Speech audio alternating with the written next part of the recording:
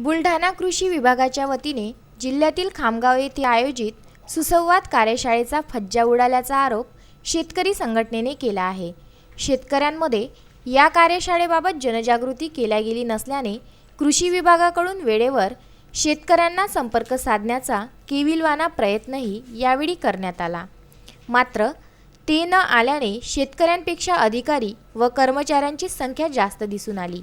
शेतकरी येत नसल्याचे निदर्शनास येताच कृषी विभागाच्या वतीने समूह सहाय्यक, कृषी सहाय्यक, कृषी मित्र आणि कृषी साहित्य विक्रेत्यांना वेळेवर निरोप देण्यात आला आणि नंतर सभागृहात गर्दी जमविण्यात आली। त्यानंतर नावापुरता हा सुसंवाद कार्यक्रम पार पाडण्यात आला। त्यामुळे शासनाचा लाखो रुपयांचा चुराडा झाल्याचे दिसून येत आहे।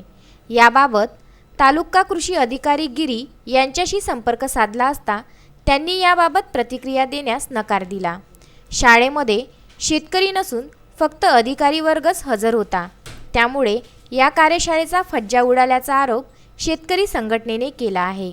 याबाबत शेतकऱ्यांत अनेक तर्कवितर्क वर्तविल्या जात आहे। कृषी विभागामार्फत जे नानाजी प्रकल्प नानाजी देशमुख संजीवनी कृषी संजीवनी प्रकल्प जो राबवला जाऊन राहिला त्याची एक कार्यशाळा घेतली होती। या कार्यशाळेला शेतकऱ्यांची अनुपस्थिती होती। याला कारण एक सांगू इच्छितो की कृषी विभागावरचा शेतकऱ्यांचा आज पूर्ण विश्वास उडालेला आहे। कारण की कृषी विभागामध्ये ज्या काही योजना येतात ह्या राबवताना त्यांच्या जवळचे जे शेतकरी आहेत त्यांनाच ते दरवर्षी पुरवले जातात।